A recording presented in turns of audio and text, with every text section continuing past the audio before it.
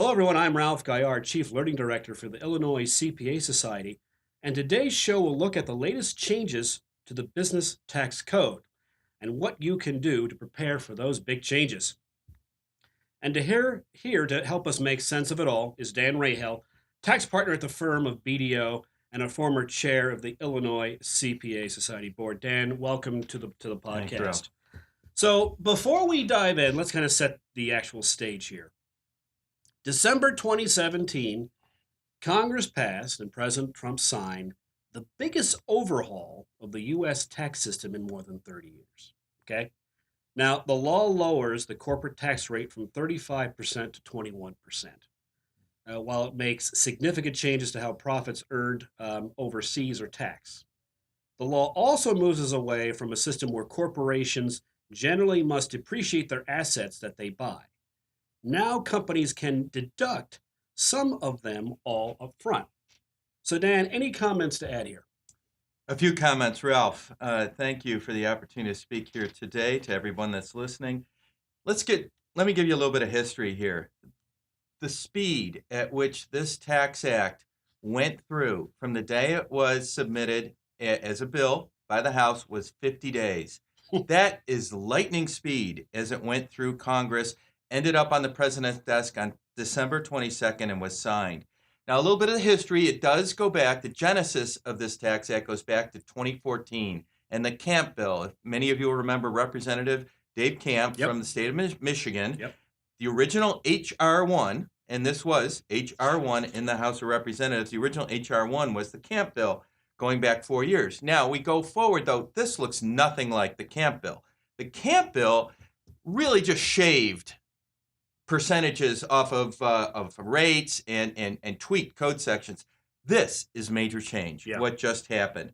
Over 1,000 pages, 573 amended or new code sections. It's huge. And you're right, it's the biggest law change since 1986 and the Ronald Reagan years. That's right. That's right. The permanent 40% drop, and how do I get 40% for the accountants out there? 21% over 35%. The drop in rate is 60%. It's 60% now of the former 35% rate or a 40% drop.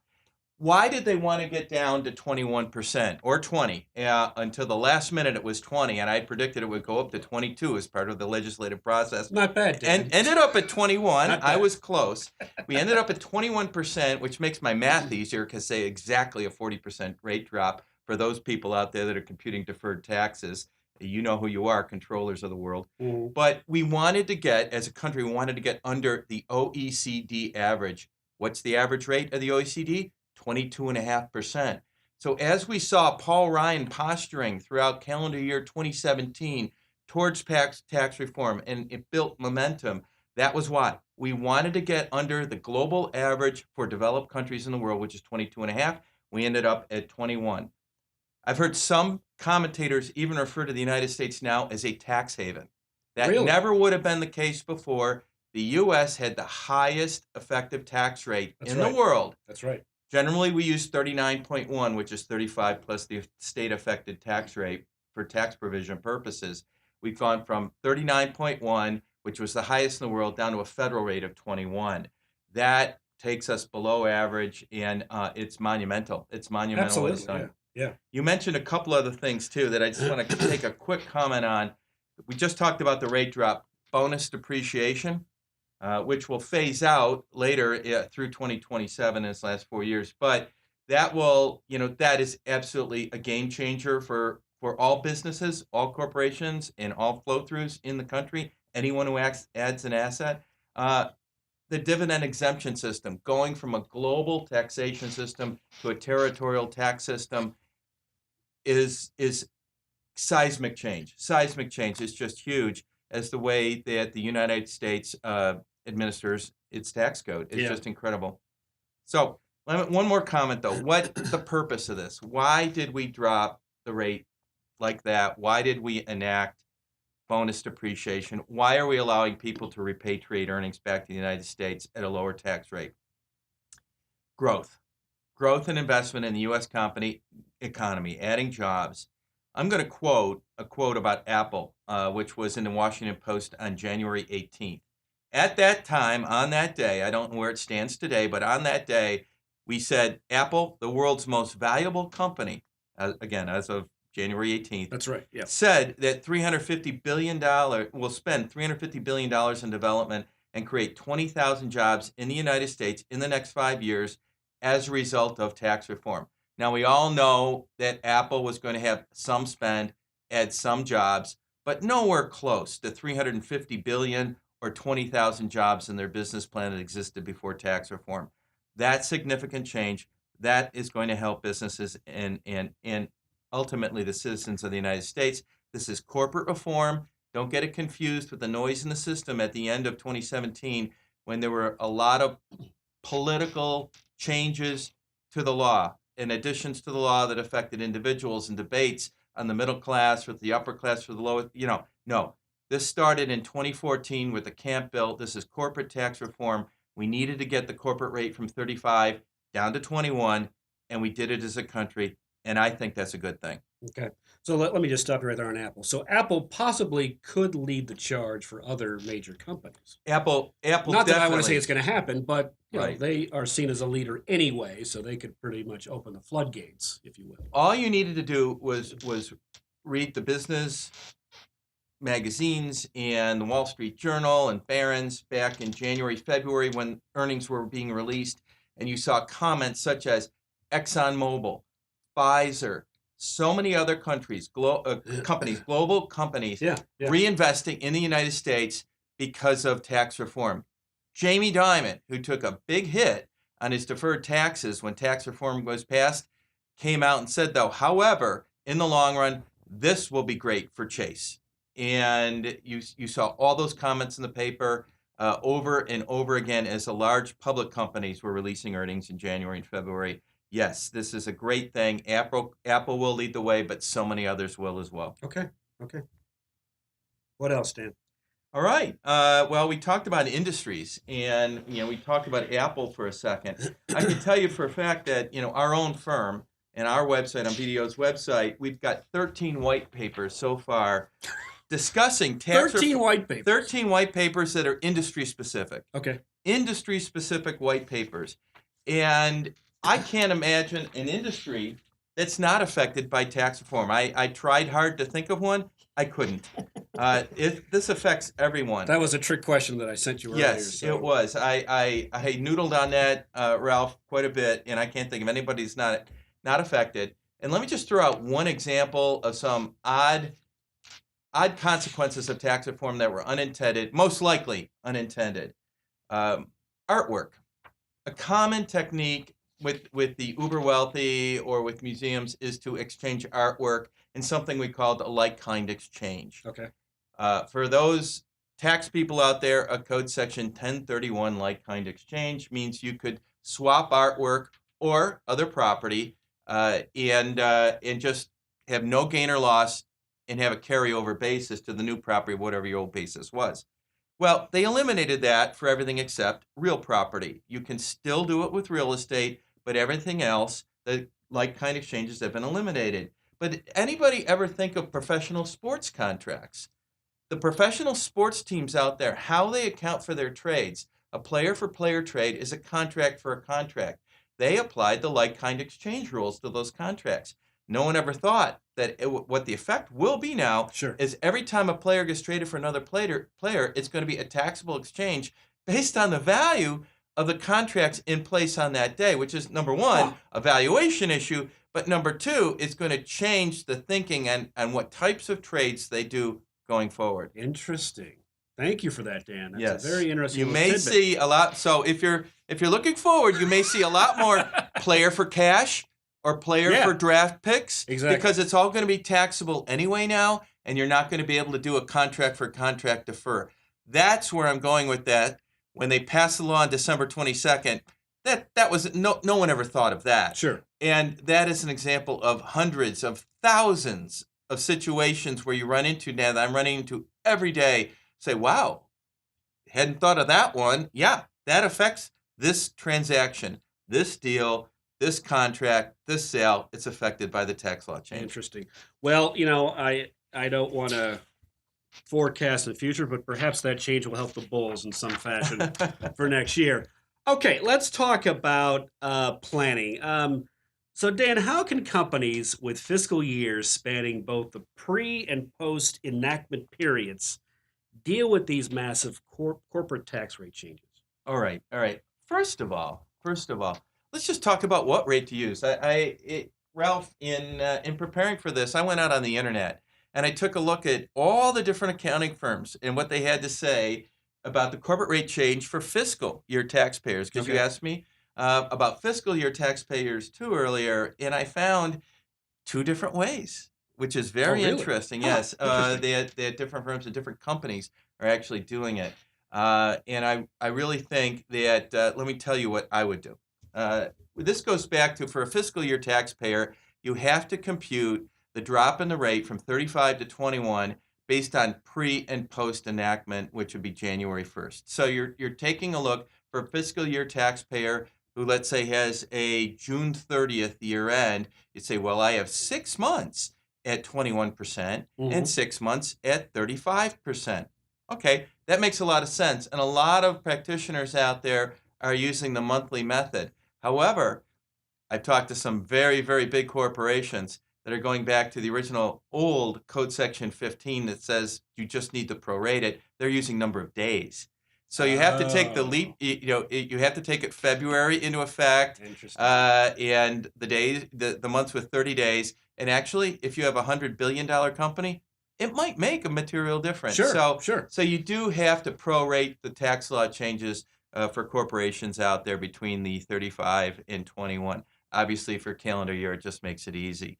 Um, going on to to planning for this and the blended tax rates.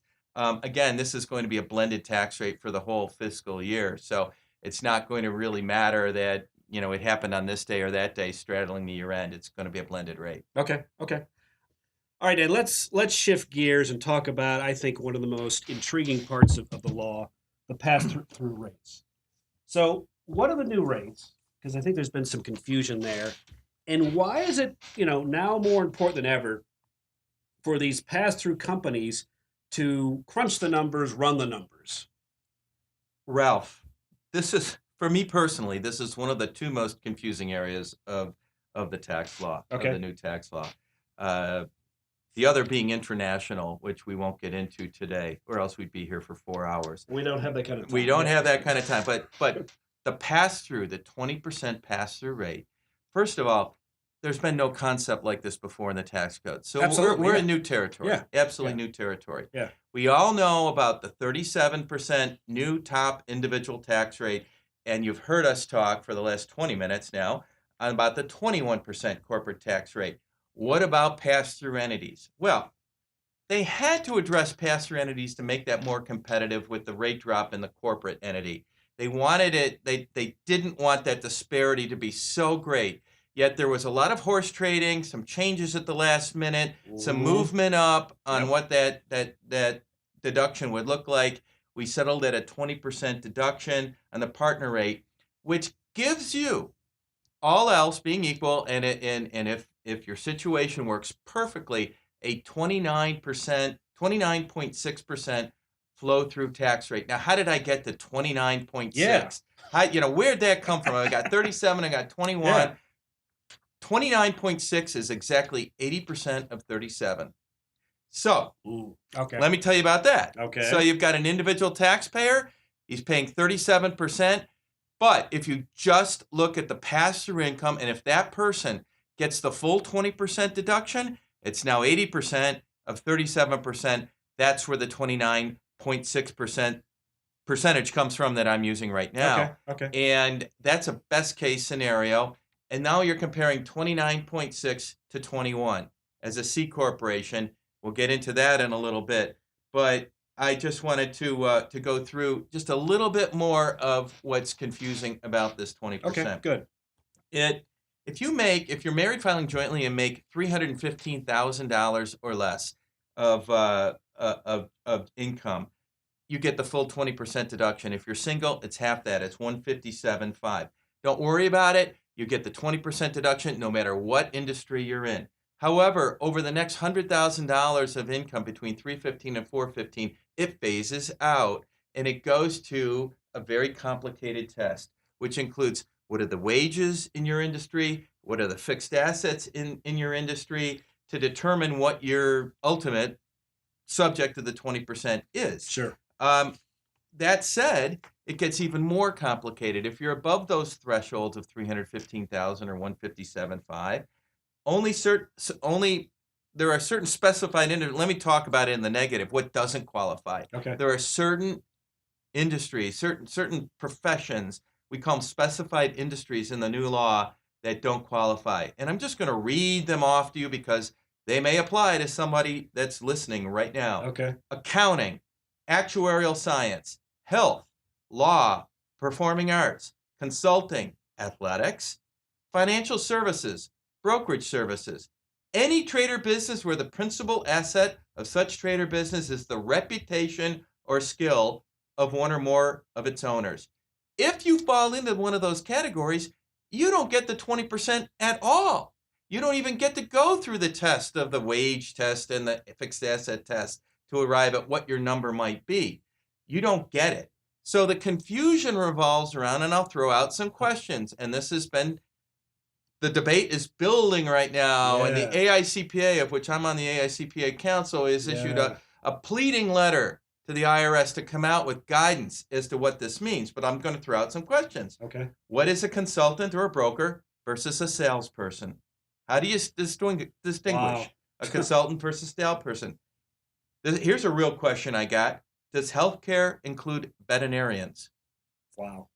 Healthcare does not qualify for the 20%. So a medical doctor, one would assume, does not qualify. Sure. What about a veterinarian? Yeah. We don't know. They don't. We don't know. Wow. How will the reputation or skill be interpreted for example, a celebrity chef who owns a restaurant? We have several of those in Chicago. We sure do. Celebrity chefs own restaurants. Does that cross the line such that the principal asset of the trade or business is that person's reputation or skill? Perhaps. And finally, I'll throw out one final example. Actors, famous people, people who put their names on buildings. Okay, those people, does that qualify? If an actor has a line of clothing, for example, well, that is being sold on the reputation of that actor. So, sure. That may or may not qualify. We don't know. And the debate right now is, if we get a more liberal interpretation, will it be too much of a drain on the Treasury? Will too many people be able to take the 20% deduction? It's too restrictive. Very few people will be able to obviously take the 20% deduction, and that would make it more likely that they'd look at a different structure. For example, a C corporation. One final example, and this is a real example of two partners that came to me a month ago. And we sat down and we went through their new startup, and it's a medical startup. One of the two individuals, and they wanted to set up a partnership 50-50 between them. One of the individuals is the salesperson. Okay. Now, I don't think he's a consultant, which would not qualify. That's true. He used to be a broker, but is no longer licensed. Okay. Therefore, I don't think that qualifies. He is out there doing the business development to drive business development for this new startup entity that they have, which is in the medical field. Okay. The other partner is a medical doctor, which will be doing procedures. That's pretty clear to me. That will not qualify for the 20%. What was the first thing I said to these two individuals? We are going to separate you two into separate LLCs, because the test, we think, is done at the lowest level where the service is being provided. And so if you had tier structures, you look at the bottom of the tier where the service is being provided. I said to the individual one would assume as a salesperson, I said, well, I think it's most likely you'll be able to take the 20%. I can't guarantee it. Yeah. I can't guarantee that they're going to say you do. But to position you to take it, at the end of, this is going to be a calendar year 2018, we hope to have guidance by June. At least the IRS has issued a statement. They hope to have guidance by June. Many people are skeptical they're going to be able to do that because of the complexity, which I just went into. Is a veterinarian in the healthcare field or not? Was that what was anticipated on the floor of both the House and the Senate when this was passed? I don't know. And so we're looking at it. We don't know so much about who qualifies for this that that it remains to be seen. I think that in the individual and the international tax planning area and the fundamental changes over there and going to a territorial system are the two biggest, hardest areas to understand of this tax law. Wow, very insightful. And I had no idea that the pass through part of this was so complex. So many twists and turns, and two things: we have to wait for the guidance from the IRS, which, let's be honest, probably won't take place in June. Right? We're looking at maybe fall, and more important for our listeners to kind of find the experts who are following this on a daily basis. So, yeah. Okay, so that is a nice segue into our final question. Despite just that one part of the tax law, the pass through, what else can our listeners do to kind of, prepare for these massive tax changes when they file their taxes on March 15th, 2019? Let me throw out two words that you should remember. Okay. Entity selection. Entity selection.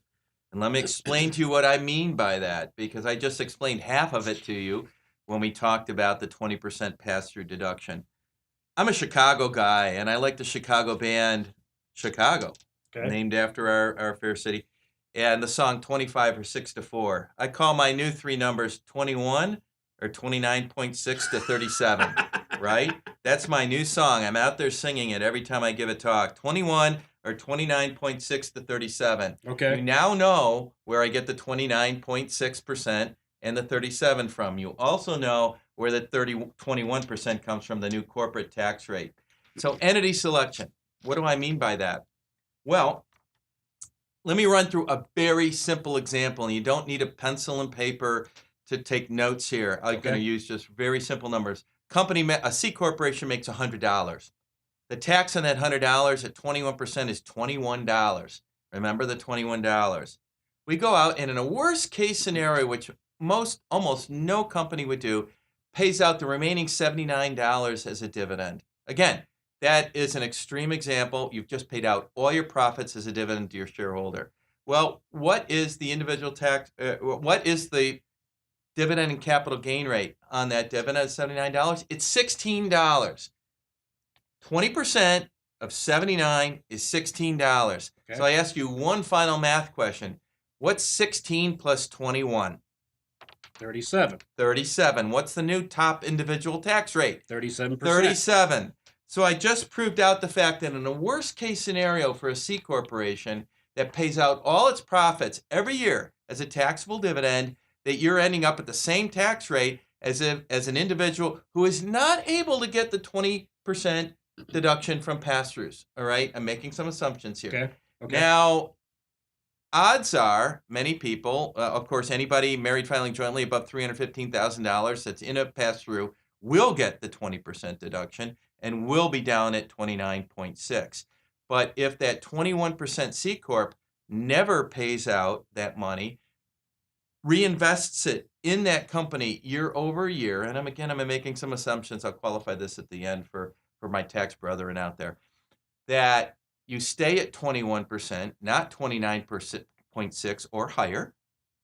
Again, if part of your business is a non-qualified business subject to allowable to the 20%,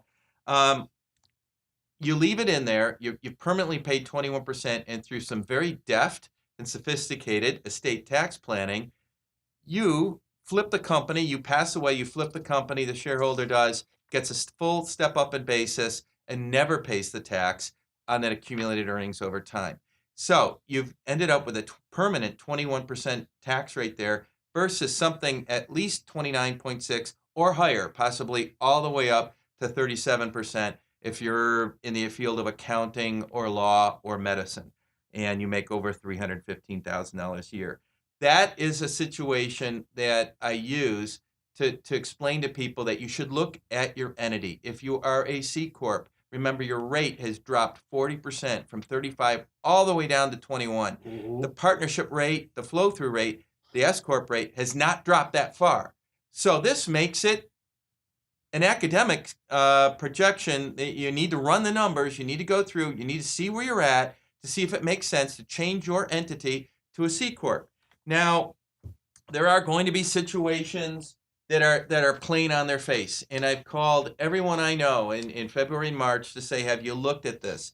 For example, an S corporation that has offshore earnings that it can defer and leave offshore and not bring back with the repatriation tax, which we haven't gotten into today, but again, it's one of the more complex areas.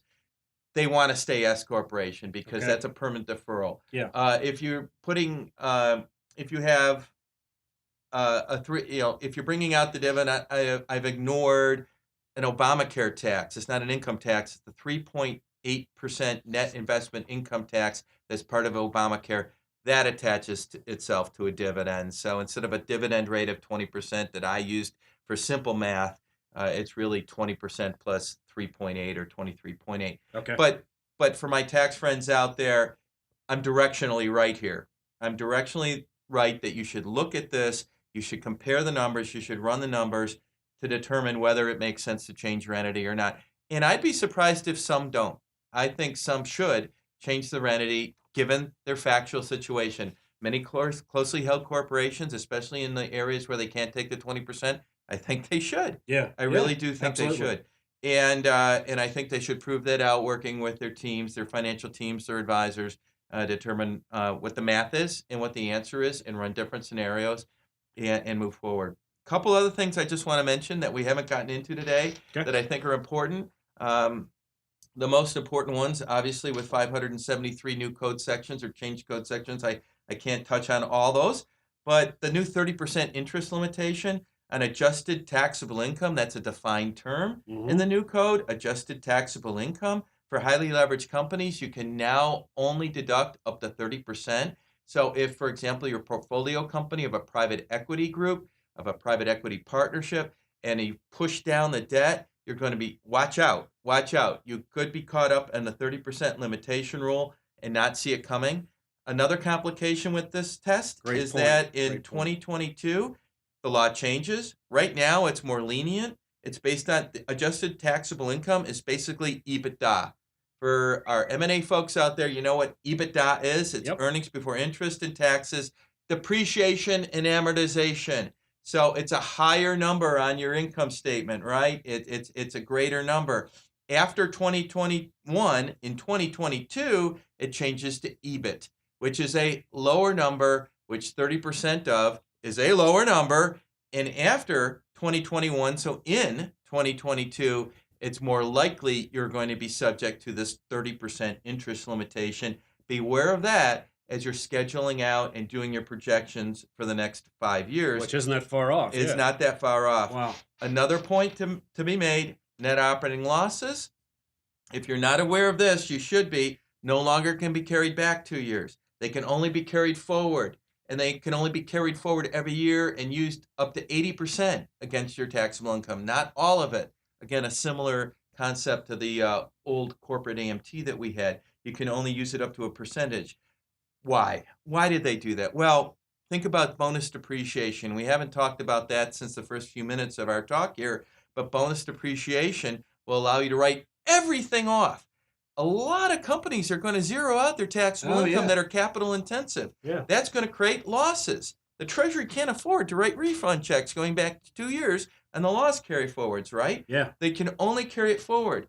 Who does that hurt? That hurts actually companies that are in trouble right now. Troubled companies, why do they need cash? Why was the NOL carryback rule in there in the first place for decades and decades and decades? It was to allow those companies that are having financial difficulty get back on their feet by getting their taxes back that they had paid the last few years. Well, that's gone. That's gone. The plus side of it is bonus depreciation, which I just said, which is going to cause a huge timing difference. Again, the emphasis is on timing. Depreciation, we're all accountants here. Depreciation is timing, as you know. Yeah. It does turn around. But for the first few years that this is in place, for the next 5 years, this is going to be huge, and it's really going to drive down corporate taxable income and actually flow through everybody's taxable income. Anybody who depreciates is going to be able to write this off. Those are just 3 examples that I wanted to talk about. The interest limitation, I want to talk about bonus depreciation, And of course, I wanted to talk about entity selection, which I think everybody should be looking at right now. Again, I've said it before, I'll say it again. 573 code sections changed, folks. That's a lot. I have not gone through all 573, although I have paged through all 1,000 plus pages of the bill. I tell you, Wow. if you want to go to sleep, put that on your bedstand. That's very impressive, Dan. It's difficult, and there are so many unanswered questions, Ralph. So many. Well, I think that is a nice segue because I want to have you come back and join us to answer more of those questions in the future throughout the year. So, Dan, I love this. What's sticking in my head is we need to change the Chicago song to 21 or 29.6 to 37. So, there you go. Outstanding. Dan, again, thank you for joining us. Great conversation. We want to have you back for future conversations about understanding this new business tax law. And I think as a result, you've helped our members do their jobs better today. So that's it for all of us here at the ICPAS podcast, including our podcast engineer, Tree Rudolph. I'm Ralph Guyard. Thanks for listening, and we'll see you next time.